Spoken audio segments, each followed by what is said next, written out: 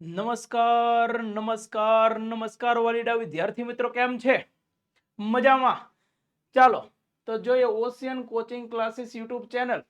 આપ સર્વ વિદ્યાર્થી મિત્રોનું હાર્દિક સ્વાગત છે. હું છું સાહિલ ડોડિયા અને આપ જોઈ રહ્યા છો પોટેટો બેચ.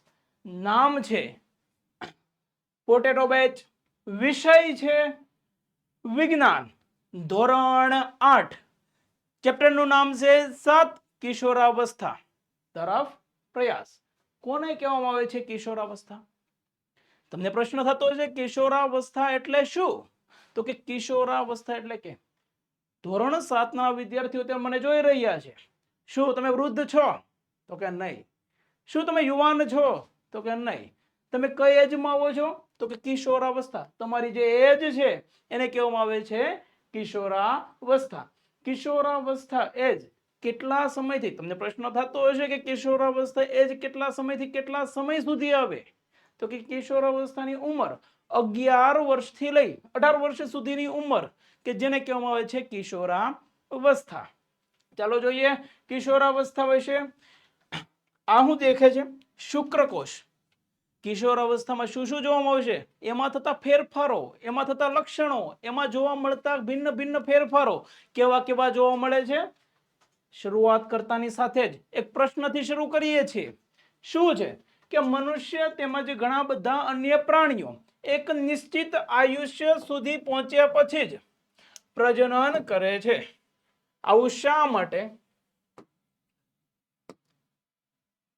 પહોંચ્યા પછી પ્રજનન કરે, આવું શા માટે? શું નાની ઉંમરમાં હોય તો પ્રજનન થઈ શકે ખરું? તો કે નહીં. કોઈ એક નિશ્ચિત આયુષ્ય સુધી પહોંચે પછી જ પ્રજનન કરે છે.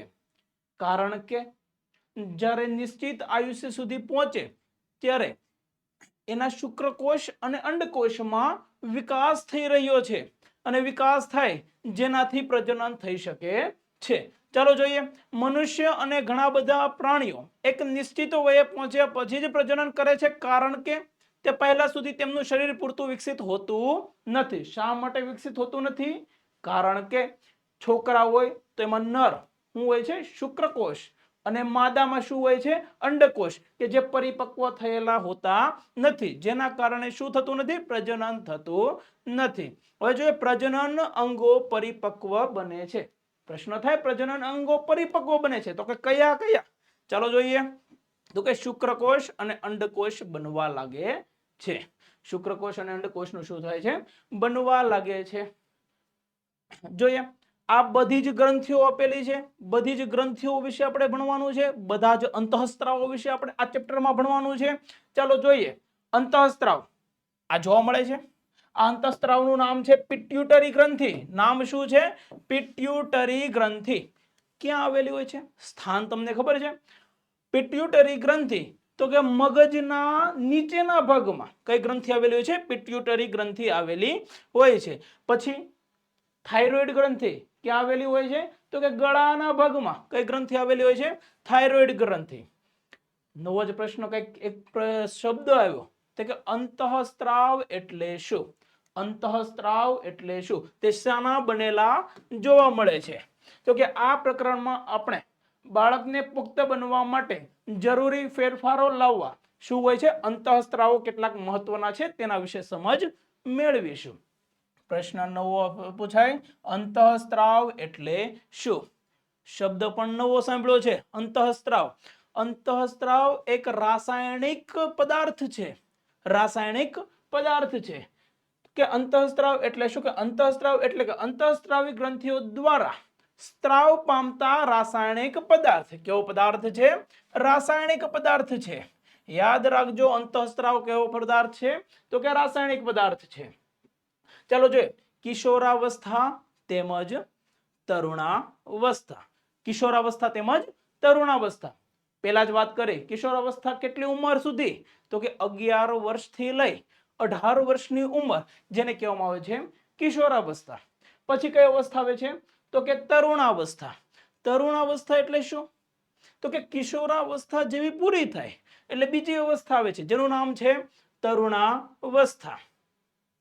કિશોરાવસ્થા એટલે શું? તો કે જીવનકાળની આ અવસ્થામાં શરીરમાં એવા પરિવર્તનો થઈને પ્રજનનની પરિપક્વતા પ્રાપ્ત થાય છે તેને કિશોરાવસ્થા કહે છે. યાદ રાખજો, કિશોરાવસ્થા કોને કહે છે કે જીવનકાળની શરૂઆતની શરીરમાં એવા પરિવર્તનો થઈને પ્રજનનની પરિપક્વતા પ્રાપ્ત થાય છે જેને કિશોરાવસ્થા કહે છે.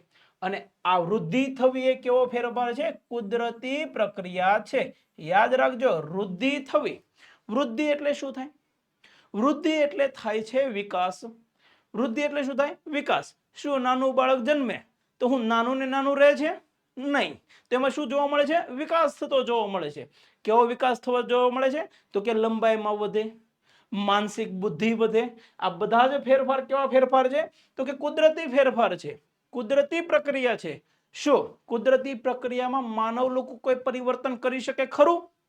તો કે નહીં. કુદરતી પ્રક્રિયા છે જેમાં માનવ કોઈ પરિવર્તન કરી શકતું નથી. ચલો મારી ઉંમર છે 23 વર્ષ હોય તો હું 23 વર્ષથી 25 વર્ષ મારે નથી જવું, તો એવું થઈ શકે ખરું? નહીં. તો આ અવસ્થાને કહેવામાં આવે છે કુદરતી પ્રક્રિયા. જન્મના સમયથી જ વૃદ્ધિ તો શરૂ થઈ જાય છે. નાનું બાળક શું નાનું નાનું રહેતું નથી. જન્મના સમયથી જ વૃદ્ધિ શરૂ થઈ જાય છે, વૃદ્ધિ થતી જાય છે. પરંતુ જ્યારે તરુણાવસ્થામાં પહોંચે છે અથવા તો કિશોરાવસ્થામાં પહોંચે છે ત્યારે વૃદ્ધિ એકાએક વધી જાય છે. ત્યારે વૃદ્ધિ કેવી થઈ જાય છે? એકાએક વધતી જાય છે. પરંતુ 10 કે 12 વર્ષની વય પછી વૃદ્ધિમાં એકાએક શું આવે છે? ઉછાળો આવે છે. તરુણોમાં વૃદ્ધિમાં ઉછાળો આવે છે તો કઈક ફેરફાર જોવા મળે કે નહીં? તો ફેરફાર કેવા કેવા જોવા મળે છે ચાલો જોઈએ. તો કે તરુણોમાં ઊંચાઈમાં વધારો થાય છે, દાઢી મૂછ, ખભાનો પહોળો ભાગ, ઘેરો અવાજ વગેરે લક્ષણો વિકાસ પામે છે. વૃદ્ધિમાં કેવા કેવા ફેરફારો થાય છે? તો કે દાઢી મૂછ ઉગે, ખબર પડે વૃદ્ધિ થઈ છે. ખભાનો પહોળો ભાગ થાય, અઠ્ઠા થતા જાય છે. ઘેરો અવાજ જોવો છો ને, કોઈક વેકેશનમાં, દિવાળીના વેકેશનમાં તમે જોયું હશે કે તમે મામાના ઘરે જાઓ, દાદાના ઘરે જાઓ, ક્યાંક જાઓ એટલે લોકો એમ પૂછે કે કેમ તારા અવાજમાં ફેરફાર થઈ ગયો છે, કેમ આવું બોલે છે, કેમ ઘોઘરા અવાજે બોલે છે? પણ અવાજમાં વૃદ્ધિ થાય છે. અવાજ કેવો બનતો જાય છે? ઘેરો બનતો જાય છે. આ લક્ષણોનો વિકાસ પામે છે. આ લક્ષણો જોવા મળે ત્યારથી આપણને ખબર પડે છે કે તરુણાવસ્થામાં આપણે પહોંચી રહ્યા છીએ. આ બદલાવ યૌવન આરંભ એટલે કે ક્યાં સુધી રહે છે? પુખ્તાવસ્થામાં પ્રવેશ તરફ જઈ રહ્યો છે. પુખ્તાવસ્થા એટલે શું? તો કે આ ઉંમરમાં 18 વર્ષ સુધી આ બધા જ ફેરફાર થતા જોવા મળે છે. કેટલી ઉંમર સુધી? 18 વર્ષ સુધી બધા જ ફેરફાર. જેમ કે શરીર હોય, શરીર અટ્ટુગટ્ટુ બનતું જાય, હાથ પગ મોટા થતા જાય, દાઢી મૂછમાં વધારો થાય, આ બધા જ ફેરફાર જોવા મળે છે. ચાલો જોઈએ સમગ્ર ગુજરાતમાં સૌપ્રથમવાર ધોરણ 6 થી 8 ના વિદ્યાર્થીઓ માટે કઈ બેચ? કઈ બેચ? Potato batch. પોટેટો બેચનું ઉદ્ઘાટન છે. જેમાં શું છે? કયા કયા વિષય? તો કે વિષય છે ગણિત, વિજ્ઞાન, અંગ્રેજી અને સામાજિક વિજ્ઞાન. 4 વિષય રહેવાના છે. આ 4 વિષય રહેવાના છે. એક વિષયની ફક્ત ને 499 રૂપિયા ફી છે. તો વેલામાં વેલા જોડાવ પોટેટો બેચમાં. પોટેટો બેચની કઈક વિશેષતાઓ છે, જેવી કે શું? તો કે રેકોર્ડેડ લેક્ચર. જેટલા સેમ 1 સેમ 2 જેટલા પણ ચેપ્ટર છે બધા જ ચેપ્ટરના શું રેકોર્ડેડ લેક્ચર આવશે? બધા જ ચેપ્ટરના recorded lecture plus live doubt solution તો ખરું જ. લાઈવ ડાઉટ સોલ્યુશન કરાવશું. તમે મને પ્રશ્ન પૂછો, હું તમને આન્સર આપીશ. તમને કોઈ પણ મનમાં મૂંઝવણ તો પ્રશ્ન પૂછો, હું તમને આન્સર આપીશ. પીડીએફ જેટલા પણ ચેપ્ટર ચાલશે એ બધા જની પીડીએફ અપલોડ છે. એમસીક્યુ ટેસ્ટ, ચેપ્ટર ભણ્યા, અંતથી મનમાં કંઈક નવા પ્રશ્ન થયા તો આપણે જેટલા પણ મારા તરફથી જેટલા પ્રશ્ન બનશે એ બધા જ પ્રશ્ન એમસીક્યુ સ્વરૂપે મૂકીશ, જેનું તમારે કરવાનું છે સોલ્યુશન. પ્રથમ સત્રાંત, દ્વિતીય સત્રાંતના પેપર સેટની તૈયારી. ચેપ્ટર ભણ્યા પછી શું કરશું આપણે? તો કે પેપરનું સોલ્યુશન કરશું, જેનાથી આપણી આવડતમાં કંઈક ને કંઈક નવો સુધારો થાય અને કંઈક નવું અને યુનિક. WhatsApp support. આ શું નવું છે? WhatsApp support. વોટ્સએપ સપોર્ટ એટલે કે જ્યારે કોઈ વિદ્યાર્થી ભણતો હોય, મનમાં કઈ ડાઉટ થયો, ખબર પડી કે આ મને સમજાતું નથી, તો તમે તમારા શિક્ષક મિત્રો સાથે વાર્તાલાપ કરીને જવાબ મેળવી શકશો. તો પણ આની વેલિડિટી ક્યાં સુધી રહેવાની છે? તો કે આની વેલિડિટી કેટલા સમય સુધી રહે? ચાલુ શૈક્ષણિક વર્ષથી પૂર્ણ થાય ત્યાં સુધી. આ બધું જ જોતું હોય તો આવવાનું ક્યાં? Ocean coaching classes. આ યુટ્યુબ ચેનલ છે, એના ડિસ્ક્રિપ્શનમાં આ ચેનલ મળી જશે, અથવા તો તેમ પણ ના મળે તો એનો મોબાઈલ નંબર છે 70 46 22 22 54 ઉપર કોલ કરો અને વધારે ડિટેલ મેળવો. ચાલો જોઈએ. તરુણાવસ્થા તેમજ કિશોરાવસ્થા. કિશોરાવસ્થા આપણે વાત કરી, કિશોરાવસ્થાની એક કોઈક એજ હોય, કોઈક નિશ્ચિત એજ હોય. કેટલી છે? તો કે 11 વર્ષથી લઈને 18 કે 19 વર્ષની ઉંમર સુધી હોય છે. કિશોરાવસ્થાની ઉંમર કેટલી હોય છે? 11 વર્ષથી 18 કે 19 વર્ષની જોવા મળે છે. આ અવસ્થાને લોકો ખબર હોય તો ટીનેજર્સ કહે છે. ટીનેજર્સ શા માટે કહેવામાં આવે છે ટીનેજર્સ? ચાલો જોઈએ. તો કે કિશોરાવસ્થાને ટીનેજર્સ પણ કહેવાય છે. 13 થી 19 વર્ષની ઉંમર કે જેને કહેવામાં આવે છે ટીનેજર્સ. શા માટે ટીનેજર્સ કહેવામાં આવે છે? કારણ કે 11 માં ટીન આવે? નો આવે. 12 માં ટીન આવે? નો આવે. 13, 14, 15, 16, 17, 18, 19, 20. 20 આવી ગયું. તો 13 વર્ષથી 19 વર્ષ સુધીની ઉંમર કે જેની પાછળ ટીન આવે છે, એટલા જ માટે એને કહેવામાં આવે છે ટીનેજર્સ. ધ્યાન અહીંયા, ટીનેજર્સ. હવે જોઈએ આમાં છોકરા અને છોકરીઓમાં બંનેમાં કોઈક એજ પરિપક્વતાની ઉંમર પણ કેવી હોય છે? અલગ અલગ હોય છે. તો છોકરીઓમાં આ અવસ્થા છોકરાઓની સાપેક્ષમાં 1 કે 2 વર્ષ પહેલા જ શરૂ થઈ જાય છે. કેટલી? 1 કે 2 વર્ષ પહેલા જ શરૂઆત થઈ જાય છે. એટલા માટે જ છોકરીઓ છોકરા કરતા પરિપક્વતા વહેલા આવે છે. કિશોરાવસ્થાની અવધિ દરેક વ્યક્તિ દીઠ કેવી હોય છે? અલગ અલગ જોવા મળે છે. કેવી રીતના? કારણ કે જોઈએ આપણા ક્લાસની અંદર ભણતા બધા છોકરાઓને શું એક સાથે દાઢી મૂછ આવે છે? નહીં. તો અલગ અલગ આવે છે. એમ કિશોરાવસ્થાની અવધિ, અવધિ એટલે થાય છે સમય. અવધિ એટલે શું થાય છે? સમય. સમય વિધિ કેવી હોય છે? અલગ અલગ હોય છે.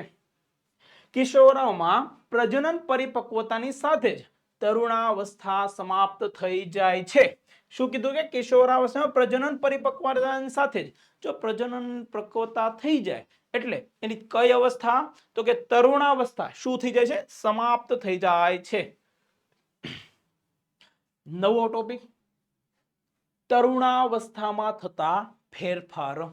તરુણાવસ્થામાં થતા ફેરફાર. તો આપણને ખબર પડે કે ક્યારે તરુણાવસ્થા આવી તો એમાં શું શું ફેરફાર થાય. તો ચાલો જોઈએ તરુણાવસ્થામાં થતા ફેરફાર. પહેલો જ ફેરફાર છે ઊંચાઈમાં વધારો. આ નવું જોયું ને? પહેલા જ આપણે કીધું હતું કે ઊંચાઈમાં વધારો. કેવી રીતના ઊંચાઈમાં વધારો? કારણ કે 9મું 8મું 9મું ભણતા હોય ને છોકરા, વેકેશનમાં જાય મામાને ત્યાં, તો એમ કે એલા પણ તું તો એલા ઘડીક વારમાં વધી ગયો, ઘડીક વારમાં આમ થઈ ગયો, ઘડીક વારમાં મોટો થઈ ગયો. એટલા માટે આ ફેરફાર સામાન્યતઃ બધા જ લોકોમાં જોવા મળે છે. જોઈએ સૌથી મોટો દેખાતો ફેરફાર ઊંચાઈમાં એકાએક વધારો થવો. આ સમયે શરીરના હાથ અને પગના હાડકાની લંબાઈમાં વધારો થાય છે, જે વ્યક્તિને ઊંચો બનાવે છે. ક્યારે થાય? ક્યારે આ વધારો ક્યારે થાય? એકાએક. બાકી બાળક નાનું હોય ત્યારથી જ વૃદ્ધિની શરૂઆત તો થઈ જ જાય છે, પણ એકાએક ઉછાળો ક્યારે આવે? તો કે તરુણાવસ્થાની શરૂઆતમાં થતા ફેરફારો. આ બધા જ ફેરફારમાં શું થાય છે? તો કે છોકરાની ઉંમરમાં ઊંચાઈમાં વધારો જોવા મળે છે. 11 વર્ષની ઉંમરે છોકરો તેની પૂર્ણ ઊંચાઈ એટલે કેટલા ટકા? તો કે 81% ઊંચાઈ પ્રાપ્ત કરી લે છે. કોણ? છોકરો. હવે જોઈએ છોકરી. તો કે છોકરી તેની વર્ષની ઉંમરે તેની પૂર્ણ ઊંચાઈ કેટલી પ્રાપ્ત કરે છે? તો કે 88%. છોકરી તેની ઊંચાઈને કેટલા ટકા પ્રાપ્ત કરી લે છે? 88%. એટલે જોવો છો ને કે 11 વર્ષની ઉંમરે છોકરો એની 81% ઉંમર પ્રાપ્ત કરી લે. પછી ઉંમરમાં વધવાનો ચાન્સ કેવો છે? 20%. ઓછો છે. બહુ જાજો છે નહીં, 19-20%. બરાબર. પછી 11 વર્ષની ઉંમરે છોકરો તેની પૂર્ણ ઊંચાઈ પ્રાપ્ત કરી લે, 81% પ્રાપ્ત કરી લે છે. પછી ઊંચાના ચાન્સ બહુ ઓછા રહે છે. એવી જ રીતના છોકરી 11 વર્ષની ઉંમરે તેની પૂર્ણ ઊંચાઈ કેટલી પ્રાપ્ત કરી લે છે? 88% ઊંચાઈ પ્રાપ્ત કરી લે છે.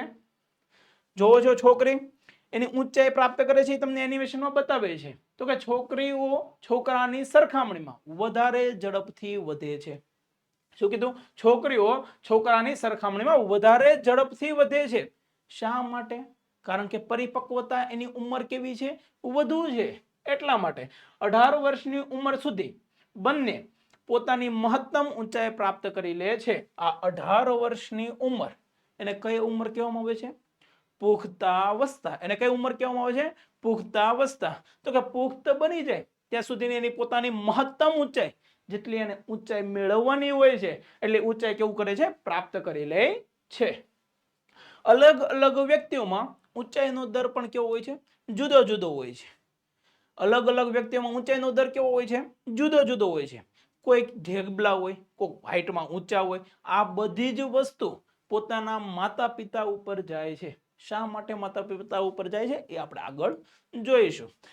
શું બધા સેમ એજના હોય છે? નહીં. બધાની એજ કે બધાની ઊંચાઈ કેવી હોય છે? ડિફરન્ટ હોય છે. કોઈક ઊંચો હોય, કોઈક નીચો હોય. શું તમારા ધોરણ 7-8માં અભ્યાસ કરતા બધા જ વિદ્યાર્થીઓની ઉંમર શું સેમ છે? જોજો તો બધા જ વિદ્યાર્થીઓની ઉંમર સેમ હોતી નથી. એટલા માટે અલગ અલગ વ્યક્તિમાં ઊંચાઈનો દર પણ કેવો જોવા મળે છે? જુદો જુદો જોવા મળે છે. સામાન્ય રીતે વ્યક્તિની ઊંચાઈ તેના પરિવારના સભ્યની ઊંચાઈ જેટલી જ હોય છે. તેનું કારણ એ છે કે ઊંચાઈમાં માતા પિતા દ્વારા વારસામાં મળેલા શેની ઉપર આધાર જાય છે? જનીન પર આધાર જાય છે. જનીન એટલે શું? પ્રશ્ન નવો થાય. આ શબ્દ જોયો, શું જોયો? જનીન. પ્રશ્ન થાય જનીન એટલે શું? ડીએનએ સાંભળ્યું છે નામ? ડીએનએ કોને કહેવામાં આવે છે? ડીએનએ. ડીએનએ તો કે બે કુંતલાકાર જોવા મળે છે જેને કહેવામાં આવે છે ડીએનએ. આને શું કહેવામાં આવે છે? ડીએનએ. પ્રશ્ન થાય ડીએનએ નું ફૂલ ફોર્મ શું? ડીએનએ નું ફૂલ ફોર્મ છે ડીઓક્સીરિબોઝ ન્યુક્લિક એસિડ. ડીએનએ નું ફૂલ ફોર્મ શું થાય છે? ડીઓક્સીરિબોઝ ન્યુક્લિક એસિડ. આ કોઈ પણ ડીએનએ હોય છે, માતા અથવા પિતાના ડીએનએ હોય છે, એનો નાનામાં નાનો ટુકડો એને શું કહેવામાં આવે છે?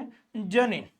ડીએનએ નો કોઈ પણ નાનામાં નાનો ટુકડો, ચોક્કસ લક્ષણો ધરાવતો નાનામાં નાનો ટુકડો જેને કહેવામાં આવે છે જનીન. તો માતા અને પિતામાંથી મળેલા ડીએનએ માંથી બાળકોના લક્ષણો માતા અથવા પિતામાંથી ઉતરી આવે છે. જેમ કે માતા અથવા પિતામાંથી કોઈકની હાઈટ ઊંચી હશે તો બાળકની હાઈટ ઊંચી રહેવાના ચાન્સીસ 50% છે. અથવા માતા અને પિતા બંનેની હાઈટ જો ઊંચી હશે તો બાળક હંમેશા કેવું પેદા થશે? ઊંચું પેદા થશે. એની હાઈટ કેવી હશે? ઊંચી હશે. જો માતા અને પિતા બંને નીચા હશે તો બાળક કેવું પેદા થશે? નીચું હશે. એના લક્ષણ કેવા હશે? બાળકની ઊંચાઈ કેવી જોવા મળે છે? નીચી જોવા મળે છે. જોઈ શકો છો તરુણાવસ્થામાં કેવા કેવા ફેરફાર જોવા મળે છે. જેમ કે બાળક છે જ્યારે 11 વર્ષ પછી એની શરૂઆત થાય છે, તરુણાવસ્થામાં પ્રવેશ કરે છે, ત્યારે અહીંયા મૂછું છે નહીં, તો કે મૂછું ઉગવાની શરૂઆત થઈ છે. દાઢી મૂછ ઉગવાની શરૂઆત થાય છે. છાતીએ વાળ ઉગવાની શરૂ થાય છે. ખભાનો ભાગ પહોળો બનતો જાય છે. આ બધા જ લક્ષણો જોવા મળે છે. આ બધા બાહ્ય લક્ષણો છે જે તમે જોઈ શકો છો.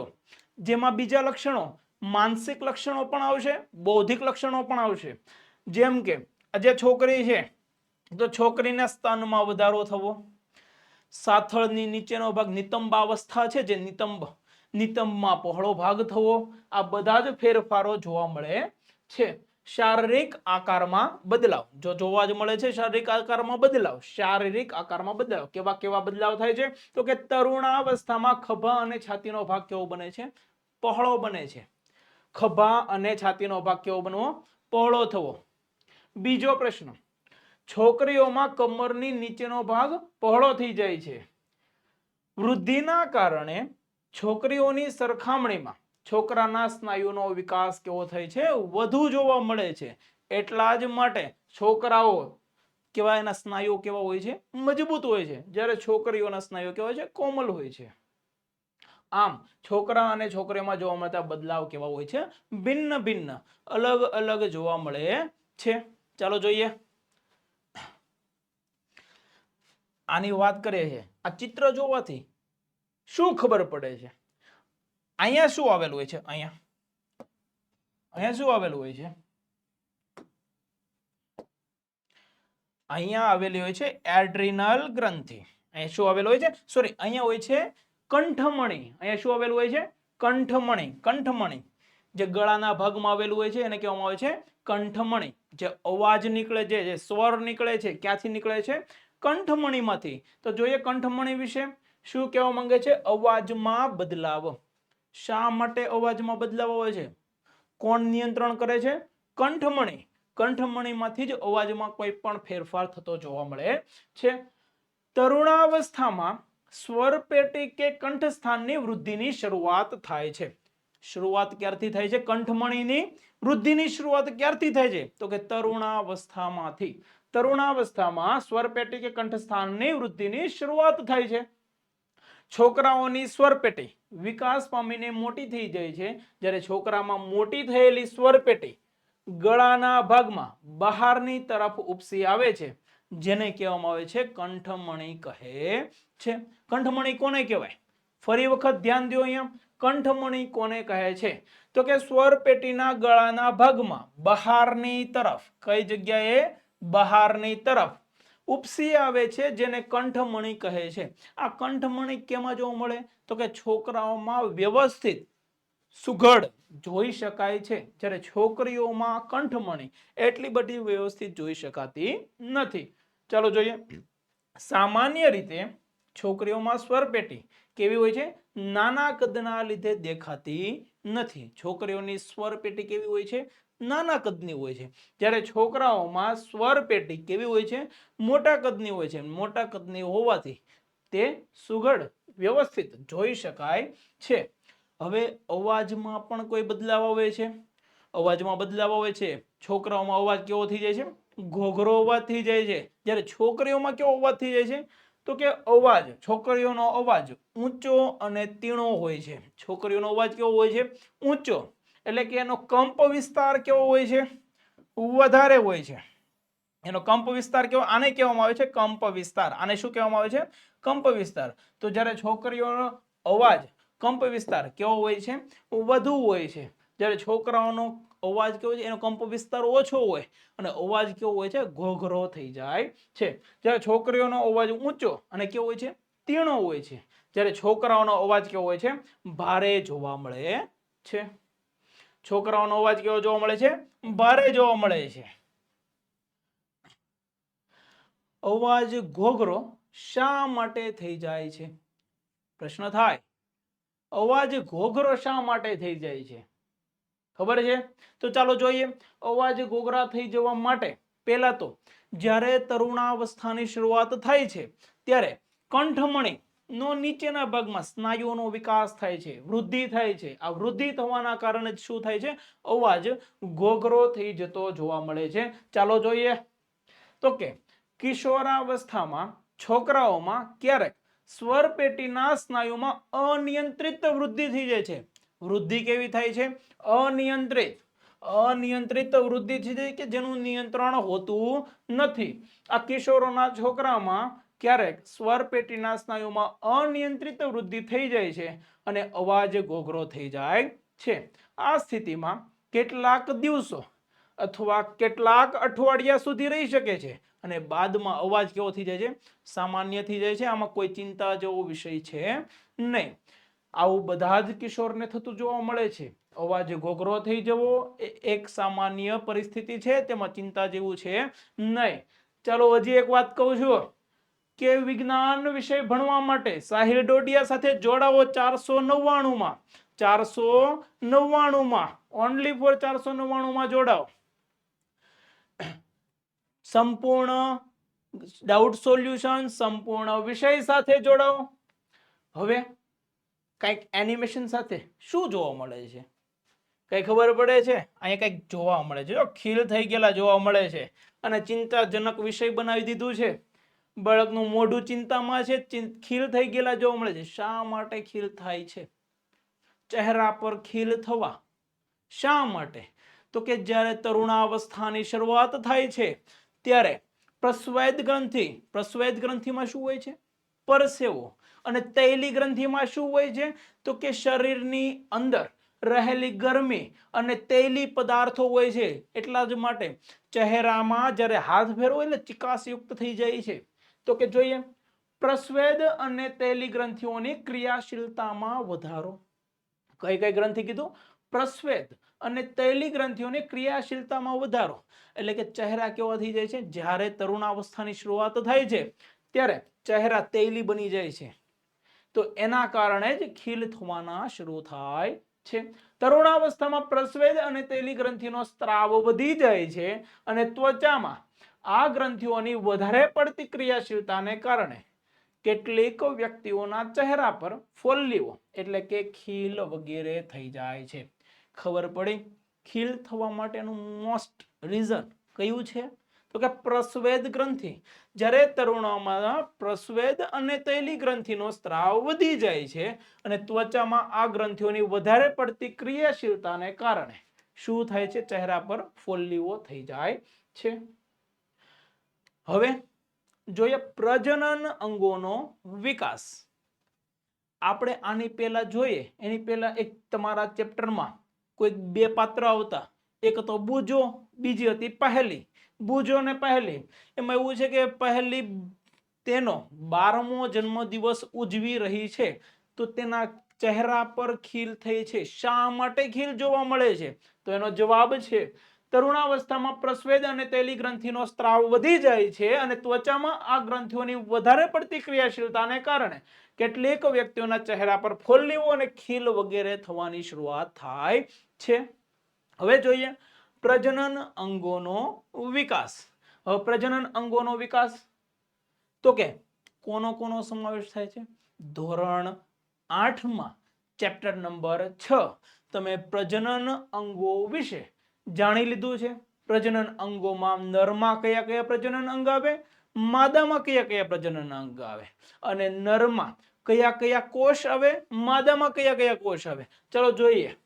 નર, અહીંયા લખીએ માદા. નરમાં કોણ આવે કેશો? નરમાં કોણ આવે? તો કે શુક્રપિંડ. જ્યારે માદામાં કયું? તો કે અંડપિંડ. આ કયા કોષનો સ્ત્રાવ કરશે? અંડપિંડમાંથી શુક્રપિંડમાંથી શુક્રકોષ ઉત્પન્ન થશે. જ્યારે અંડપિંડમાંથી કયા કોષ ઉત્પન્ન થશે? તો કે અંડકોષ ઉત્પન્ન થશે. ચાલો જોઈએ. તો કે પ્રજનન અંગોનો વિકાસ યાદ રાખજો. તો કે તરુણાવસ્થામાં નર પ્રજનન અંગો જેવા કે શુક્રપિંડ તેમજ શિશ્ન સંપૂર્ણપણે વિકસિત થઈ જાય છે. નરમાં કયા કયા બે પ્રજનન અંગો જોયા? તો કે શુક્રપિંડ તેમજ શિશ્ન સંપૂર્ણપણે વિકસિત થઈ જાય છે અને શુક્રપિંડ શુક્રકોષનું ઉત્પાદન કરે છે. એવી જ રીતના હવે જોશું માદામાં. તો કે છોકરીઓમાં અંડપિંડ કદમાં વધે છે તથા અંડકોષ પરિપક્વ થવા લાગે છે અને અંડપિંડ અંડકોષો મુક્ત કરવાનું શરૂ કરે છે જેથી છોકરીઓમાં માસિક ધર્મની શરૂઆત થાય છે. માનસિક, બૌદ્ધિક તેમજ સંવેદનાત્મક પરિપક્વતા પ્રાપ્ત થવી. હવે પેલા આપણે જોયા કેવા ફેરફાર જોયા? શારીરિક ફેરફાર. શારીરિક ફેરફાર એટલે કે હું અને તમે બધા જોઈ શકીએ, જેમ કે ચહેરા પર વાળ ઉગવા, દાઢી મૂછ ઉગવી, છાતીના ભાગમાં વાળ ઉગવા, કે આવા બધા જ ફેરફારો હું અને તમે બધા જોઈ શકીએ છીએ. હવે જોવાના છે માનસિક, બૌદ્ધિક તેમજ સંવેદનાત્મક પરિપક્વતા પ્રાપ્ત થવી. આ પરિપક્વતા એટલે શું? માનસિક પરિપક્વતા એટલે કે જોવો છો તમે વિદ્યાર્થી મિત્રો, તમે હમણાંથી જ્યારે 7મું, 8મું, 9મું ભણે ને એટલે એ વિદ્યાર્થી કાચમાં જોવાનું બહુ શરૂ કરી દે છે. કાચમાં શા માટે જોવે? કે હું કેમ લાગુ છું? બરાબર લાગુ છું ને? વ્યવસ્થિત લાગુ છું ને? હેન્ડસમ લાગુ છું ને એવું જોવાનું શરૂઆત કરી દે છે. એટલા માટે હવે પરિપક્વતા, માનસિક, બૌદ્ધિક તેમજ સંવેદનાત્મક પરિપક્વતા પ્રાપ્ત થવી. જોઈએ કેવી કેવી પરિપક્વતા છે તો કે કિશોરોમાં વ્યક્તિની વિચારસરણીમાં પરિવર્તનની અવ્યવસ્થા પણ છે. વિચારસરણી એની ખોટી ખોટી માન્યતાઓ, ખોટી ખોટી વિચારસરણી ઉત્પન્ન થાય છે. ક્યારે તો કે તરુણાવસ્થાની શરૂઆતમાં.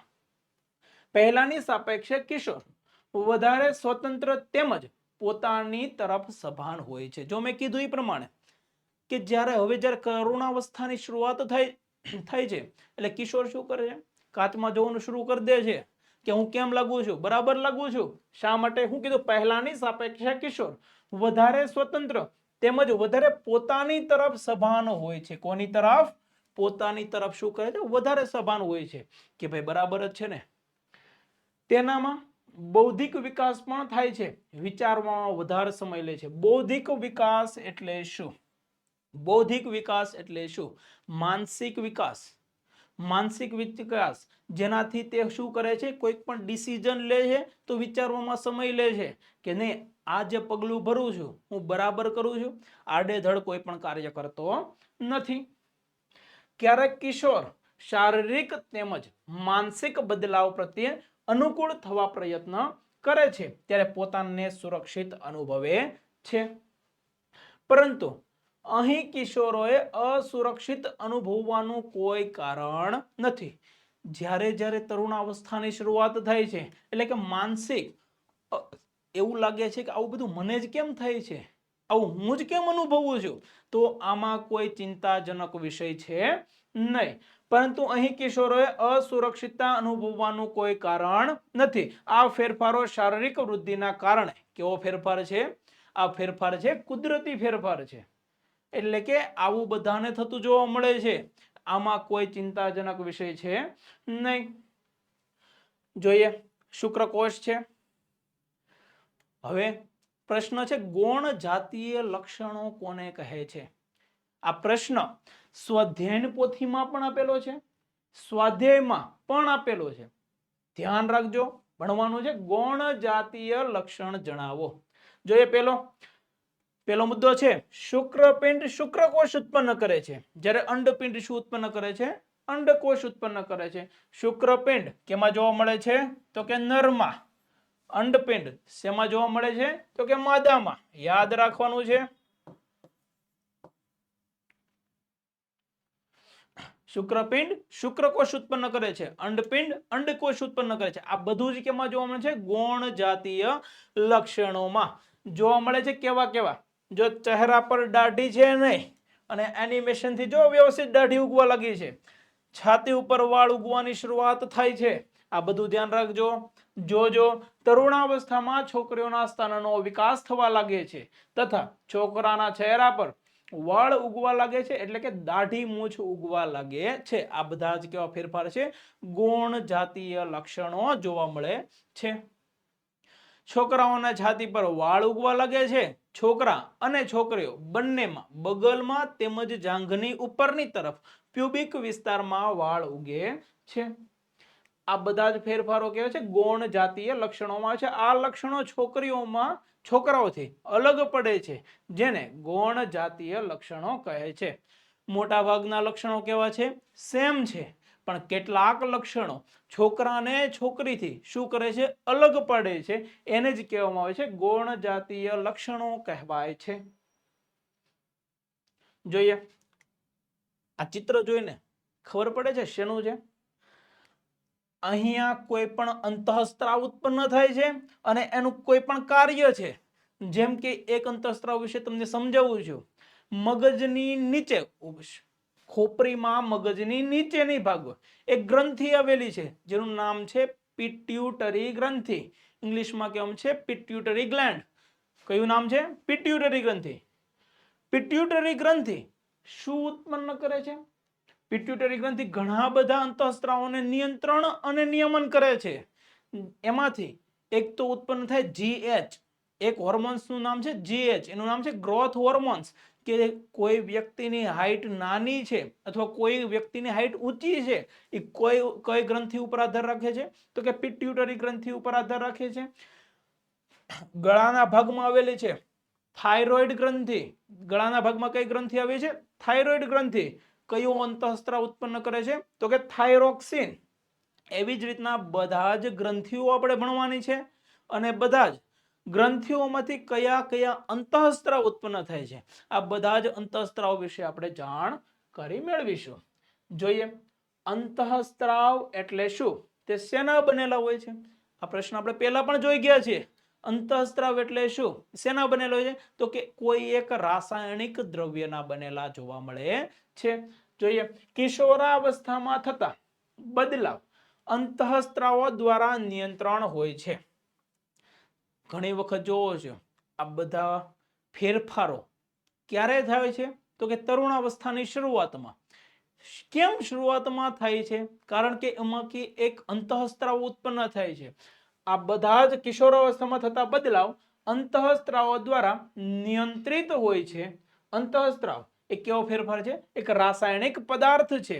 તે અંતઃસ્ત્રાવી ગ્રંથિ દ્વારા ઉત્પન્ન કરવામાં આવે છે. મેં વાત કરી પ્રમાણે અંતઃસ્ત્રાવ હોય છે એ કેવા છે? શેના બનેલા હોય છે? તો કે રાસાયણિક પદાર્થના બનેલા હોય છે. હવે પ્રશ્ન થતો છે શું અંતઃસ્ત્રાવ કોઈ નલિકા મારફતે વહન કરે છે? તો કે નહીં. અંતઃસ્ત્રાવો નલિકા મારફતે વહન કરી શકતા નથી.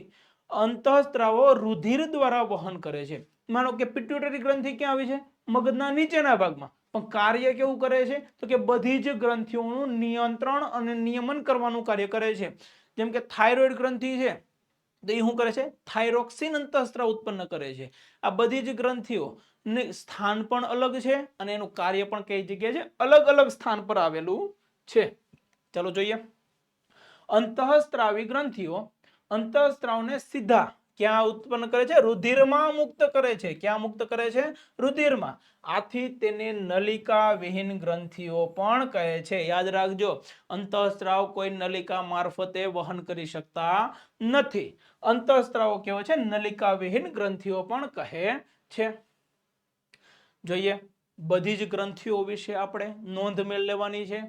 જેમ કે મેં વાત કરી પ્રમાણે પિટ્યુટરી ગ્રંથિ ક્યાં આવેલી છે? તો કે મગજના નીચેના ભાગમાં સૌથી ઉપરની ગ્રંથિ. નામ શું છે? પિટ્યુટરી ગ્રંથિ. સૌથી ઉપરની ગ્રંથિ નામ શું છે? પિટ્યુટરી ગ્રંથિ. આના વિશે ઘણું બધું જોવાનું છે. શરીરની સૌથી મોટી ગ્રંથિ છે. બધા જ અંતઃસ્ત્રાવોનું નિયંત્રણ અને નિયમન કરે છે. આ ગ્રંથિ પછી બીજી ગ્રંથિ છે થાઇરોઇડ ગ્રંથિ. સ્થાન ક્યાં આવેલું હોય છે? થાઇરોઇડ ગ્રંથિ. ગળાના ભાગમાં કઈ ગ્રંથિ આવેલી છે? થાઇરોઇડ ગ્રંથિ. એની નીચે નામ છે એડ્રિનલ ગ્રંથિ. નામ છે એડ્રિનલ ગ્રંથિ. એડ્રિનલ ગ્રંથિ ક્યાં આવેલી હોય છે? તો કે મૂત્રપિંડના ઉપરના ભાગમાં જે ગ્રંથિનું નામ છે એને કહેવામાં આવે છે એડ્રિનલ ગ્રંથિ. એની પછી આવે છે સ્વાદુપિંડ. સ્વાદુપિંડ ક્યાં આવેલું હોય છે? તો કે જઠરથી ઉપર સહેજ ડાબી બાજુએ શું આવેલું હોય છે? સ્વાદુપિંડ આવેલું હોય છે. સ્વાદુપિંડ કયા અંતઃસ્ત્રાવોનું ઉત્પન્ન કરે છે? સ્વાદુપિંડ સ્વાદુરસ ઉત્પન્ન કરે છે. નર અને માદાને અલગ પાડતું એક ગ્રંથિ જેનું નામ છે શુક્રપિંડ અને અંડપિંડ. અંડપિંડ કેમાં જોવા મળે છે? તો કે માદામાં જોવા મળે છે. જ્યારે શુક્રપિંડ શેમાં જોવા મળે છે? તો કે નરમાં જોવા મળે છે. આ બધી જ ગ્રંથિઓ વિશે આપણે ડિટેલમાં જાણકારી મેળવીશું. તો ચાલો જોઈએ અંતઃસ્ત્રાવોનું નામ આપી તેનું કાર્ય જણાવો. મોસ્ટ આઈએમપી પ્રશ્ન. મોસ્ટ આઈએમપી પ્રશ્ન. અંતઃસ્ત્રાવોનું નામ આપી તેનું કાર્ય જણાવો. આ બધા જ અંતઃસ્ત્રાવના નામ હોય ને તેનું કાર્ય જણાવવાનું છે. ચાલો જોઈએ પહેલું કયું છે? તો કે શુક્રપિંડ. શુક્રપિંડ શેનું ઉત્પન્ન કરે છે? શુક્રપિંડ શેનું ઉત્પન્ન કરે છે? શુક્રકોષ. શુક્રપિંડમાં એક અંતઃસ્ત્રાવ હોય છે જેનું નામ છે શું નામ છે? ટેસ્ટોસ્ટેરોન. તમને પ્રશ્ન થતો હશે કેમ પુરુષમાં નરમાં જ દાઢી મૂછ ઉગવા લાગે છે, કેમ માદામાં આવું થતું નથી? તો એનું કારણ છે તો શુક્રપિંડમાં શુક્રકોષ ઉત્પન્ન થાય છે અને એમાં એક અંતઃસ્ત્રાવ છે જેનું નામ છે ટેસ્ટોસ્ટેરોન. આ ટેસ્ટોસ્ટેરોનને કારણે નરમાં દાઢી મૂછ અને વાળ ઉગવાની શરૂઆત થાય છે. તો ચાલો જોઈએ અંતઃસ્ત્રાવ વિશે. કિશોરાવસ્થાની શરૂઆત સાથે જ શુક્રપિંડ દ્વારા નર અંતઃસ્ત્રાવ કે જેનું નામ છે ટેસ્ટોસ્ટેરોન જેનું નિર્માણ કરે છે અને આ અંતઃસ્ત્રાવમાં છોકરાઓમાં ફેરફારનું કારણ છે. છોકરાઓમાં ફેરફારનું કારણ છે. જેમ કે એના લક્ષણો બતાવે છે કયા કયા અંતઃ, જેમ કે ચહેરા પર વાળ ઉગવા. આ બધા જ ગુણ જાતીય બધા જ લક્ષણો જોયા હતા. આ બધા જ લક્ષણો કયા અંતઃસ્ત્રાવ દ્વારા થાય છે? તો કે ટેસ્ટોસ્ટેરોન દ્વારા થતા જોવા મળે છે. હવે જોઈએ બીજો, છોકરાઓમાં જેવી રીતના જોયું એવી જ રીતે જોઈએ છોકરીઓમાં. છોકરીઓમાં શું હોય છે? તો કે અંડપિંડ હોય છે. જો અંડપિંડ હશે તો એમાં પણ એક અંતઃસ્ત્રાવ ઉત્પન્ન થાય છે જેનું નામ છે ઇસ્ટ્રોજન. જેનું નામ છે ઇસ્ટ્રોજન. ઇસ્ટ્રોજન તો હવે એનાથી શું શું કાર્ય કરે છે? ઇસ્ટ્રોજન શું કરે? તો કે સ્તનના વિકાસ કરે છે. જેમ જોઈએ છોકરીઓમાં તરુણાવસ્થામાં પહોંચ્યા પછી અંડપિંડ માદા અંતઃસ્ત્રાવો અથવા તો ઇસ્ટ્રોજન ઉત્પન્ન કરવાનું શરૂ કરી દે છે. ક્યારે? તો કે તરુણાવસ્થામાં પહોંચે પછી. તરુણાવસ્થા એટલે કેટલી ઉંમર? 11 વર્ષથી 18 વર્ષ. 11 વર્ષથી 18 વર્ષની ઉંમરે પહોંચે ત્યારે ઇસ્ટ્રોજન ઉત્પન્ન કરવાનું શરૂ કરી દે છે જેનાથી સ્તન વિકાસ થાય છે, જે નર અને માદાને શું કરે છે? અલગ પાડે છે. આ અંતઃસ્ત્રાવના ઉત્પાદનનું નિયંત્રણ કોણ કરે છે? આ બધા જ અંતઃસ્ત્રાવો ઉત્પન્ન થાય છે. આનું નિયંત્રણ કોની પાસે છે? તો કે પિટ્યુટરી ગ્રંથિ પાસે છે. એટલા માટે જ મેં કીધું હતું સૌપ્રથમ કે પિટ્યુટરી ગ્રંથિ સૌથી મોટી ગ્રંથિ છે, જેને શું કહેવાય છે? પિયુષ ગ્રંથિ પણ કહેવાય છે, જેને માસ્ટર ગ્લેન્ડ તરીકે પણ ઓળખવામાં આવે છે. શા માટે? કારણ કે તે શરીરના બધા જ અંતઃસ્ત્રાવનું નિયંત્રણ અને નિયમન કરે છે. થેન્ક યુ વિદ્યાર્થી મિત્રો. આશા રાખું છું મજા આવી અને મળીએ નેક્સ્ટ વિડીયોમાં. ત્યાં સુધી જય હિન્દ, જય ભારત.